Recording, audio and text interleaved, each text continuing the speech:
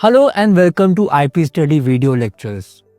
Today we are going to discuss chapter number 20 of grade 7 social science. The chapter name is Fourth Pillar of Democracy, Media. Now, how media is the fourth pillar of democracy, what role media plays in strengthening the democracy, we will discuss all that. But before that, we will understand the basics. And that basics is about understanding what media is. I am sure you are familiar with these instruments: a newspaper, a tape recorder, and Facebook. What are these? These are type of media. And what kind of media are they? Well, this is print media, this is electronic media, and for Facebook we can say it is either new media or social media. These are the terms which we can use for it. Now, what exactly is media? The word media comes from the singular word medium, which means a means to transfer information, education, or entertainment. You think about any type of media, newspaper, magazine, TV, radio, and other social media platforms. All they are doing is either they are providing you with entertainment or they are providing you with some kind of information or education. So that is the primary responsibility of media. When we talk about the term mass media, it means that information is spread or the message is spread to a large number of people at the same time, right? So when a cricket match is telecasted over the television, thousands, lakhs of people can watch it at the same time. So a message is transferred, a message is transmitted to a large number of people. So that is what a mass media channel does. So now let us discuss about our first topic, media and technology. Now, when printing press was invented in its initial stage, it could not print a lot of books at the same time. But as the technology improved, more books could be printed. Soon, newspapers would also going to be printed, which are, as we know, newspapers are printed daily. And as technology improved even further, they became more graphic with more pictures in them. Then, years later, centuries later, we see that technologies like radio, television also came into existence. And recently, we know that different social media platforms have come into existence because of development of computers and internet. So you see, as and when technology improves, the different kinds of media also come into existence and they also get transformed, right? So we can say that innovations, technology have a huge role in defining what kind of media would be there at any particular time. And it is this technology that also defines the category of media. So if it is transmitted electronically, then it is electronic media. If it is in print form, newspapers, magazines, then it is print media. And the new form of media which is transmitted through internet, that is your digital media. So all this kind of classifications also come from the fact which kind of technology is used. Now let's move to our next topic, media and money. Now if you record a simple YouTube video, you will require a lot of equipment. You will require a good camera, you will require a good sound system, lights and other things. Now, you also require people who are going to handle these equipment. So, all in all, you need a lot of money to record even a simple video. And if you talk about news channels, they also require satellite rights. If you talk about newspapers, they also need people who are going to distribute the newspapers in every home where they are subscribed. So, a lot of money is required in getting all these getting all this stuff packaged. So, it's a lot of money that is involved, and for that reason, it is not a task which can be performed by a single individual, or it's not a small business kind of thing.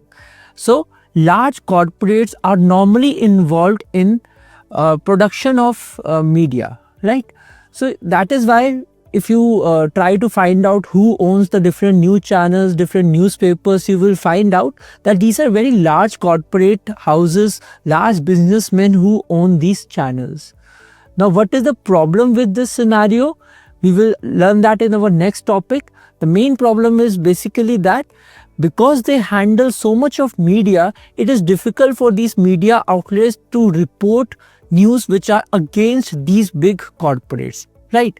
So, how does that happens? We will discuss in our next topic, which is about role of media in democracy. So, as we understand, knowledge is very important in sustenance of a democracy. Only if the citizens are informed about the actions of the government and what is happening around them, only then they can make sound decisions. Also, they can ask important questions to their government, put pressure on the government for their own rights, right? So this is a very important task. Knowledge is a currency, and the media performs this task of providing the right amount of knowledge to people.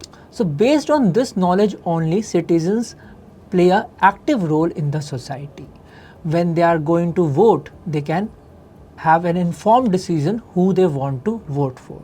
They are also made aware about the government policies, government schemes through the help of media. Now, it is very important that the media provides a very balanced report to citizens. Let's take our earlier example of a dam. Now, many people are affected by the construction of a dam. The people living in that area where the dam is to be constructed, maybe their livelihood is taken away, maybe their houses are taken away, so they are affected. The people who are getting benefit of the dam, maybe electricity is going to be produced from the dam and some neighboring cities are going to get benefit, so they are another party which is involved. The industrialists are involved who are constructing that dam, the government is involved, so many parties are involved in a single decision. Now a balanced report is a report where we see interests of all the people are maintained. And yes, if different media houses give different focus on the perspectives of on different narratives, it is good for democracy. So if one media outlet is focusing more on the interest of the people whose livelihood is taken away, and another media house is showing more of the interest who are going to get benefit of the dam, this is good for democracy, because we can see that the media outlet is independent in this scenario and it is deciding on what they need to focus, right? Now in reality what happens is that media is not that independent, right? Not just in our country, all over the world, media is not that independent. Why? Because there are two strong influences. One is the media owners, who is owning the media, right? So their narrative or their, you can say, ideology, that comes in the way, and then it is also the government.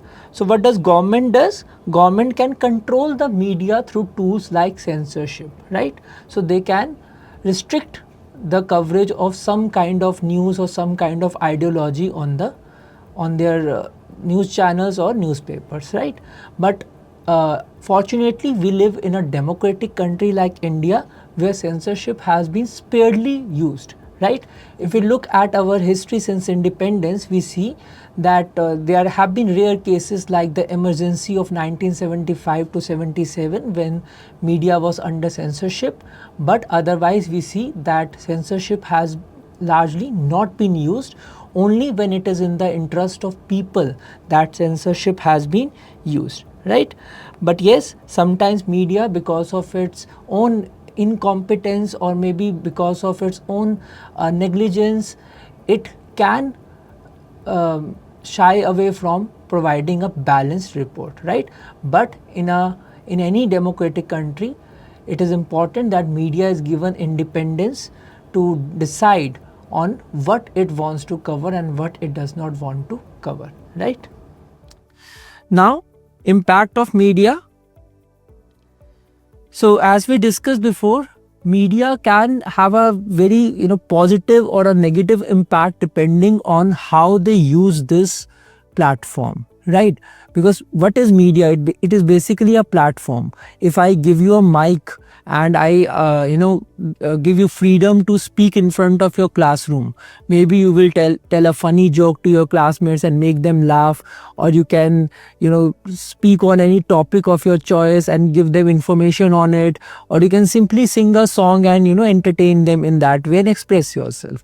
So it is your choice what you do with that freedom, what you do with that platform. So media is also a platform which, if you use in a nice manner, you can spread right amounts of information, education among the people. And if you do not use it in the right manner, then you can spread misinformation in the country, spread rumors about people, and maybe even communal riots where you see people from different religion fight against each other just because some kind of misinformation or rumors are spread. So these could be some consequences, some negative consequences of media if media does not do its job properly. Now, what are the objectives of media? We have discussed that media has some responsibility, especially in a democratic country. So we will discuss in detail what exactly are the objectives of media. So first of all, separation of news from public opinion. So we discussed that earlier also. The job of media is not to present the popular opinion only, but to spread the actual news, to spread the actual events as they are. Right? If you do that, there is no scope for misinformation and rumors. You are not going to shout on the news channel, or you cannot write in an aggressive manner in a newspaper where you are trying to build a narrative. That is not your task. Your task is to provide with facts only. Then separation of news and business interests of the media. So as we discussed before, many large corporates are owning these news channels and newspapers. So it is important that if there is a new product is launched by a company, now you should not write a review in a way where you are promoting that product, right? Yes, you can provide a news item where you are saying that so and so company has launched such a product. That is fine. You can give information about the product, but you should not write in a way or show it on the TV news in a way where you are promoting that product. That is an advertisement, not a news, right? So that distinction should always be there. Business interest is different and a news item is different. Now, you should avoid the one-sided account of events. So we discussed that before. A news should always be balanced. There are many different perspectives related to a particular event, like we took that example of a dam. So a government will view that news in a different manner, and environmentalists will view it in a different manner. Economic interests of people are a different problem. Social impact of that building a dam is a different problem. So these are the different perspectives related to the same event. A good news report or a good news channel will try to present all the focus points of the news in the manner in which they need to be presented. Then authenticity of facts is a must. Basically, many times it happens that, especially with the TV news channels who are in the pressure of showing the breaking news, so they want to be the first news channel to report on a particular event, but in that scenario sometimes they do not verify the news item in the way it is supposed to be. Because you see, your news can have a really a huge impact in the society, and sometimes even a negative impact, right? If it is a sensational news, if violence has broken out in a state in India, then it is important that it is dealt in a sensitive way. If not, you will see that it will, as we discussed before, it can lead to communal riots, it can lead to more problems in that state. So it is important that the authenticity of news items is checked by the media itself, so that there is no problem in the society. Then avoid distortion of news. So distortion means when the facts are not presented in the way, in the complete sense, you can say. When some part of the fact is presented and the other fact is hidden. So that is distortion of news. Basically, you are trying to create a narrative and not present the whole facts. So again, it is important that news should be balanced. It should show all the sides of the event and all the perspectives, right? Setting priorities or agendas. So as we discussed, media sets the agenda in the way that it is able to set the narrative for the public opinion. So how the public will view an event, it is decided on the fact on how the media shows it to them, right? So if the media is presenting you a biased view, then people are going to be influenced by that and have that biased opinion, right? Also, the media has to decide what kind of news it wants to cover. Say, for example, a lot of things has happened in a particular day. Next day, when the newspaper is printed out, it is published, it is the editor who is going to decide what kind of news item would be on the first page, on the second page, on the third page. So if something is really important, it should ideally be on the first page of the newspaper. So it is the decision of the media house here. In this case, the editor is that person doing that job. So that editor has to decide what kind of news would there be on the first page. So in this manner, it is media which is deciding which news is more important. Say, on a particular day, a big crime is committed against women in a place, and then India has won the cricket match, and then there is a fashion show that happened on that day, a new Bollywood movie released, and a politician has given a speech. So these are 5 different news items. So it is the editor who is going to decide which is more important for the country, for the people of the country. So based on that, these news items would be placed in the different pages of a newspaper, and similarly for a news channel, they will decide which time slot, the most important time slot of the day, would be given to which kind of news. So that is about setting the priorities or agendas. Now, we say that media plays a very important role in a democracy. For this, it is important that media should be free to express its opinion. This is called freedom of the press. So as I gave you the earlier example, if I give you a mic to speak in front of your classroom and I give you the freedom to decide what you want to do with that opportunity. So media also does that in a way. Media sets the priorities. It sets the agendas on what it wants to cover. So this kind of freedom is basically called the freedom of the press. Right? Now, freedom of press in India is not an exclusive right given in the constitution of our country. You see, Article 19, Part 1, Subpart A allows that every Indian citizen has the right to freedom of speech and expression. It means that every person can express their views, can express their thoughts on any platform in the way they like. Right? Of course, you should not insult any other person. You should not speak against, your country's ideals and all. But yes, as such, you have freedom to speak your mind. Same kind of freedom is, transferred to the press as well. So media has the same kind of freedom as any other individual in the country. And of course, if media does not respects its freedom, then there is always a chance of censorship. So it means the government can ban that material if it is a printed material, or can put a fine on the news channel which has shown some news which is against the public order. So that censorship is done to protect actually the interest of the people. But we don't want the censorship to be that tool, because government can always abuse this tool. Government can use this tool.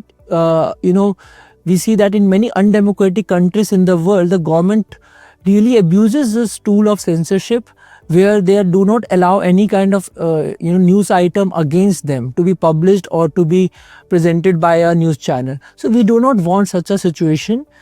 For this, it is important the media self-regulates itself. Self-regulation basically means that the media is careful on what news is shown in what manner. So if the media knows that this kind of news is, or the way we are presenting it is against the social norms, where it can disturb the public law and order, so the media should refrain from such a news, right? So it is a way of self-regulation where censorship is not required. Now we understand that information is very important. If citizens have the right kind of information, they can make their decisions better in a democracy. It is beneficial for all the people in our society. For this particular reason, we see that in 2005, Right to Information Act was passed. Now this act was exclusive to the information regarding the government institutions. Right. So earlier what used to happen was that if government is spending some money on a particular program or doing any kind of activity, people did not have access to all this information. After this act was passed, people could ask questions from the government institutions about their working and gather the right kind of information. So such kind of an act is very important in a democratic country like India. So we understand that media plays a very important role in a democracy. Media is often called the watchdog of democracy for this reason. The name of the chapter is also that media is the fourth pillar of a democracy. So basically we understand that legislative, executive and judiciary, these are the three organs of government where they are performing all the tasks which are there for the welfare of people. But if any of these organs are not doing their job in the right way, it is the job of the media to point it out and put forward the interest of the people. So if media is able to do all that, we can say that the media is strengthening that democracy, and we need our media to be unbiased, to be balanced, where it is free from the control of government and control of the business, the large businesses, the corporates, and only then media would really be able to serve the people of the country, right? So with that, we complete this chapter. I hope you enjoyed this video lecture, and we will meet again in the next one. Thank you so much.